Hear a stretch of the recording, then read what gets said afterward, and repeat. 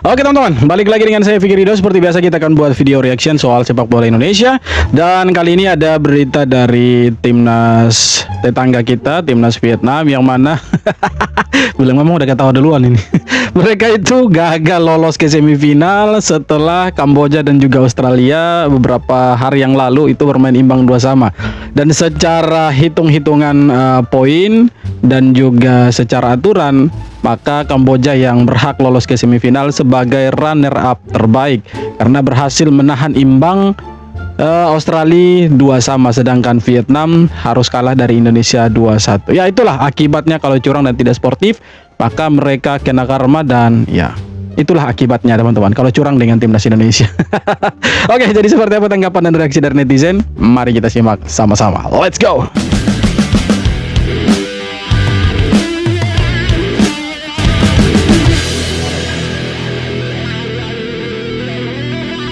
Pelatih Vietnam datang mata-matai timnas Indonesia. John Herdman bilang bahwa dia sudah siapkan taktik kejutan yang rahasia di AFF. Kemarin malam saat Indonesia versus Mozambik di tribun kedatangan pelatih Vietnam Kim Sang-sik. Dia datang untuk memata-matai sekaligus memantau permainan Indonesia guna mempersiapkan Piala AFF 2026 yang berlangsung Juli ini. Pelatih timnas Indonesia John Herdman merespon kedatangan pelatih Vietnam itu dengan mengatakan, "Ya, soal pelatih Vietnam yang hadir malam ini tentu saja dia sedang melakukan pemantauan. Saya tidak yakin tim yang kami tampilkan sekarang akan sama dengan tim yang bermain di AFF nanti." Ungkap Herdman. Dia menambahkan bahwa dia sudah siapkan taktik rahasia dan penuh kejutan, di mana tim dan taktik permainan kemarin akan berbeda dengan AFF nanti. Gaya bermainnya akan berbeda, formasinya berbeda, dan pendekatannya juga berbeda yang sudah kami persiapkan sejak Mei, tegas John Herdman. Jelaslah berbeda, top pemainnya saja berbeda, iya kan? Pemain-pemain kita yang bermain di Eropa itu tidak akan gabung karena ya klubnya tidak mungkin lepas karena di luar dari kalender FIFA. Nah, kalau Kim Sang-sik datang ke Indonesia dan mau pantau ya suka-suka dia, haknya dia begitu kan. Tapi yang dia tidak tahu kalau pemain-pemain yang bermain di FIFA Matchday di tahun ini, di bulan ini maksudnya, itu tidak akan bermain. Sebagian besar tidak akan bermain di Piala AFF. Justru yang main nanti itu kebanyakan dari pemain-pemain Liga 1. Ya John Herdman juga bukan orang bodoh lah. Pastinya dia akan siap taktik yang mungkin buat pelatih Vietnam juga itu nanti kaget, terkejut dia ya. Jadi kita tunggu saja pertandingan nanti AFF Indonesia versus Vietnam, dan saya yakin John Herdman bisa membombardir itu Vietnam dan pasti mereka kalah lagi dari Indonesia itu.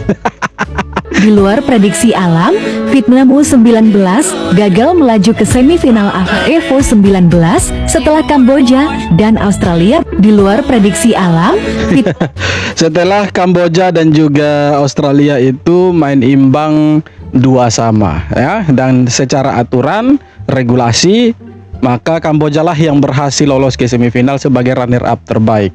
Dan Malaysia pun gagal ke semifinal setelah kalah dari Thailand 3-2. Vietnam juga gagal ke semifinal setelah kalah memalukan dari timnas Indonesia.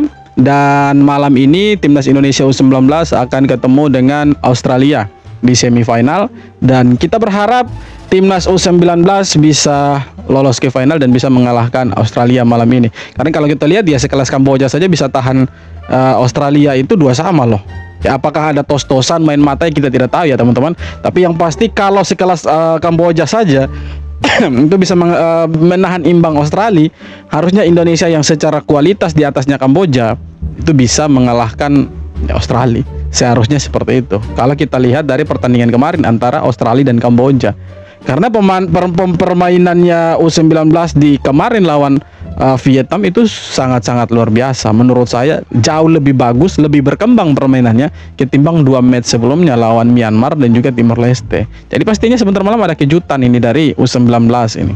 Ngeri nih. Indikasi Australia sengaja bermain imbang dengan Kamboja. 1. Australia sengaja menyimpan beberapa pemain andalannya khusus untuk menghadapi Indonesia di semifinal. Kedua, Australia cenderung mengajak tim yang lebih lemah dari Vietnam agar tidak jadi batu sandungan jika Australia lolos ke partai final. Ketiga, Australia masih trauma dengan Vietnam karena di U17 Australia kalah di final oleh Vietnam. Jadi strategi bermain imbang dengan Kamboja sangat masuk akal. Bukan hanya kali ini saja, Australia juga pernah melakukan hal yang sama dengan Indonesia saat di kualifikasi Piala Asia U17. Imbang 0-0 menggugurkan tuan rumah Kuwait pada waktu itu ya. Memang mereka pakai strateginya luar biasa ya, non teknis lah ya teman-teman. Jadi mereka main mata dengan Kamboja, ya masuk akal mereka menghindari Vietnam gitu kan. Tapi kalau kita lihat Vietnam pun tidak berkutik, ya sama sekali tidak berkutik dengan Indonesia.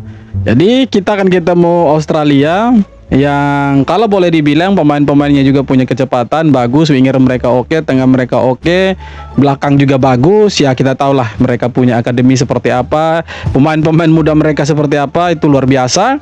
Dan ini ujian sesungguhnya buat pemain-pemain Indonesia dan coach Novarianto bagaimana meredam Australia yang kalau boleh dilihat tim Australia ini sangat solid.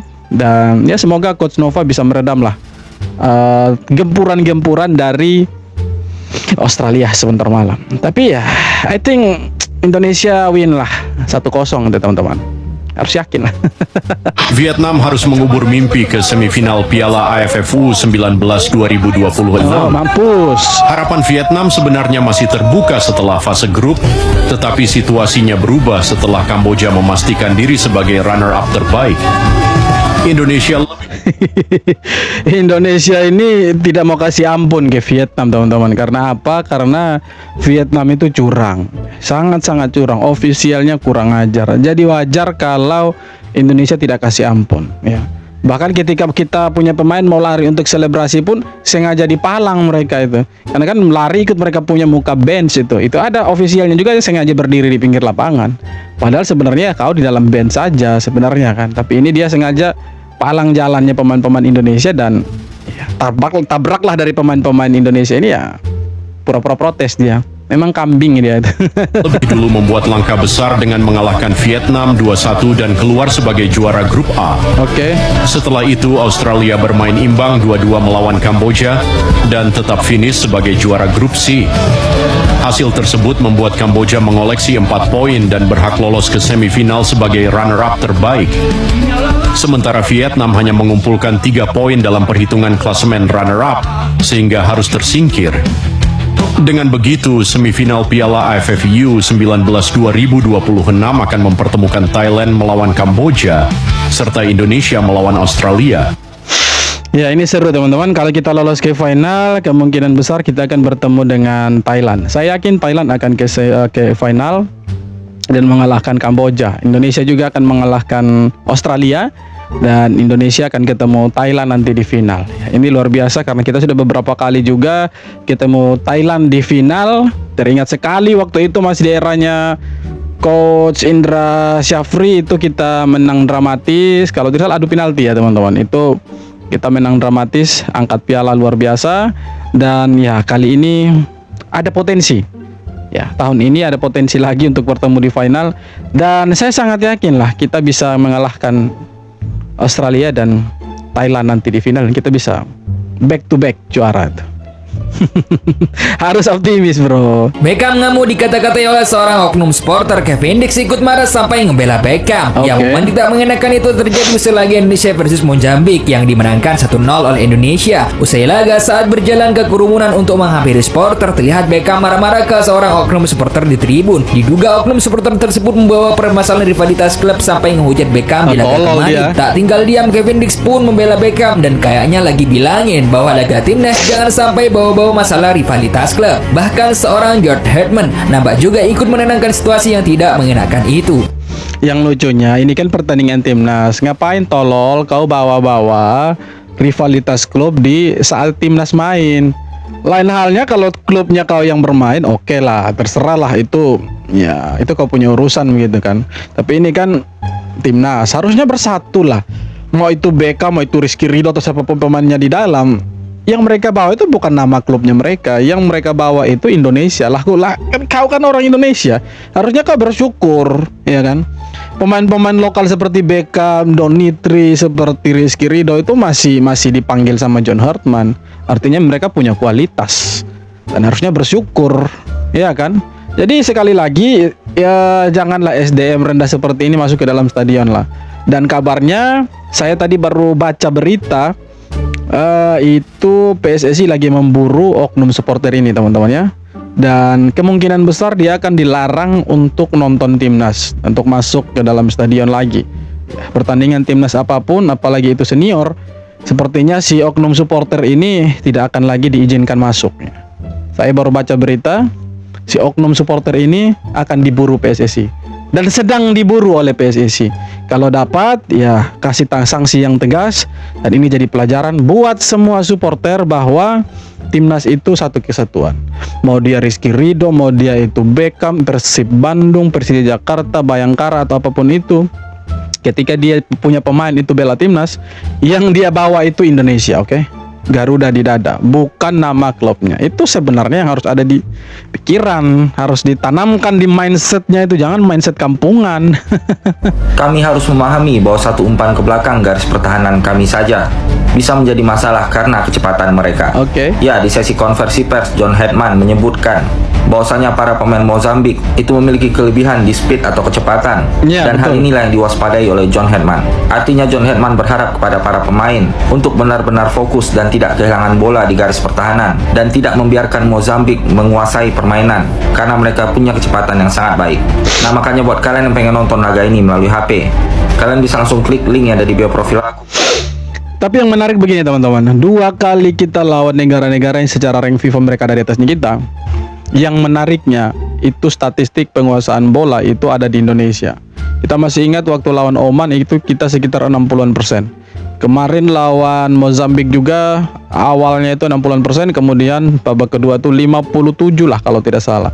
Artinya memang kita tidak membiarkan Mozambik untuk ambil alih, ambil kendali pertandingan, tetapi Indonesia yang memegang kendali pertandingan, dan benar-benar lah 2 kali pertandingan Oman juga Mozambik ini didikte sama timnas Indonesia. Bahkan kalau kita lihat secara detail itu Mozambik bahkan bertahan dengan 6 orang pemain ya. Bayangkan lawan Indonesia yang ranknya ada di 118 sekarang, bertahannya itu sampai 6 pemain teman-teman. 6-3-1. Ketika satu pemain melakukan pressing ke lawan Indonesia, maka mereka rubah lagi jadi 5-3-2. Jadi memang kita agak kesulitan untuk membobol gawangnya Mozambik. Jadi tidak heran teman-teman lihat kita mainnya tuh crossing, kita mainnya bola-bola atas, karena memang pertahanannya begitu rapat. Mereka bertahannya luar biasa. Lawan Indonesia bro 118. Jadi peringkat itu memang hanya mungkin Indonesia tempelan lah 118. Seharusnya Indonesia ini ada di 80-an 70-an lah. Seharusnya itu. Respect. John Herdman, respect. Oke. Class. Very good performance. Ole Romani, another goal. Great pass, great movement, great finish. 1-0. Another clean sheet. Mr. Herdman said he wants to get close to that Japanese level. Oh, keren. Good start. Very good start. Ayo. See you guys next month. Oke, kita masih ada pertandingan lain nanti di AFF, tapi ya kalian tahu lah pemainnya sudah berbeda. Tapi jangan khawatir karena pemain-pemain senior kita yang main di timnas juga rupanya dipanggil. Itu ada Tom Haye, ada Sein Patinama, dan beberapa pemain senior lainnya itu dipanggil juga ke timnas untuk AFF nanti. Jadi pastinya permainannya tidak jauh berbeda lah dengan timnas yang main di FIFA Matchday kemarin. Mungkin taktiknya saja yang berbeda, tapi menarik untuk ditunggu bagaimana timnas Indonesia tahun ini di Piala AFF teman-teman ya. Karena target dari PSSI itu kaget juga. Itu mereka targetnya itu juara tahun ini ya teman-teman. Dan ya kita mendukung target dari PSSI itu. Ya sudah 6 kali loh kita masuk final tidak pernah juara. Harusnya tahun ini saatnya Indonesia angkat piala lah. Walaupun lawannya ya agak-agak sulit, tapi tembus badai bro, ajar itu. 2 laga, 2 kemenangan tanpa kebobolan. Oke. Tapi kasihan Beckham jir, belum juga nendang bola udah berhenti aja. Yap, timnas Indonesia sukses menutup FIFA Matchday Juni 2026 dengan hasil sempurna usai mengalahkan Mozambik 1-0. Satu-satunya gol kemenangan Garuda dicetak oleh Ole Romani pada babak pertama. Hasil ini melengkapi catatan manis skuad asuhan John Herdman setelah sebelumnya juga berhasil menaklukkan Oman. 2 kemenangan beruntun atas lawan yang berada di atas Indonesia di ranking FIFA tentu menjadi modal berharga untuk menatap agenda berikutnya. Yes. Performa solid di lini belakang dan efektivitas serangan kembali menjadi kunci kemenangan skuad Garuda. BTW, gimana penampilan nomor 7 kali ini? Marcelino lumayan bagus lah, tapi tidak terlalu bagus-bagus amat, tapi ya oke lah, not bad lah ya. Dan 2 kemenangan timnas Indonesia ini sangat-sangat berharga lah teman-teman. Ini mengangkat ya mentalitas pemain bahwa kita bisa berada di level yang lebih jauh dari sekarang. Kita bisa ada di different level lah. Jadi 2 kemenangan ini luar biasa dan modal penting untuk timnas Indonesia karena kita masih ada AFF, kemudian FIFA ASEAN Cup, masih ada FIFA Matchday lagi di bulan November, dan yang paling penting Piala Asia nanti Januari tahun depan itu udah mulai. Dan ya persiapannya dari sekarang saya pikir sudah keren lah. Jadi ketika kita terjun ke Piala Asia nantinya itu sudah matang, sudah siap tempur, apalagi kita lawan Jepang, Qatar, Thailand, yang kita tahu lah negara-negara ini. Aduh.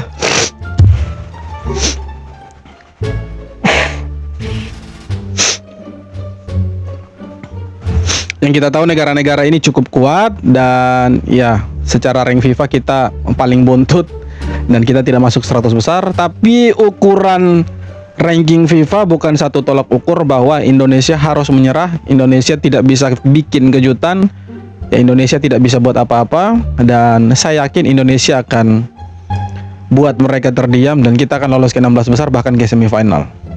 Kalau kita lihat memang sangat-sangat solid. Ya ini kita punya pemain-pemain yang lain tidak gabung loh. J.H. cedera, ya kan, Dean James cedera, Miliano Jonathan cedera. 2 pemain kita belum dinaturalisasi, prosesnya belum rampung 100%. Jadi kalau kita terjun nanti ke Piala Asia, kemungkinan besar Indonesia akan bikin kejutan ya. Apalagi negara-negara seperti Oman, seperti Mozambik kemarin yang rank FIFA-nya di atas Indonesia, kita bisa ajar mereka. Apalagi sekelas Thailand. Udahlah, cetek bro, cetek. Jangan sombong, tetapi kita harus tetap optimis. Yes, tepat sekali. So, seperti apa tanggapan kalian? Silahkan tulis kolom komentar. Terima kasih banyak sudah nonton. Kita jumpa lagi di video-video berikutnya. Thank you bro.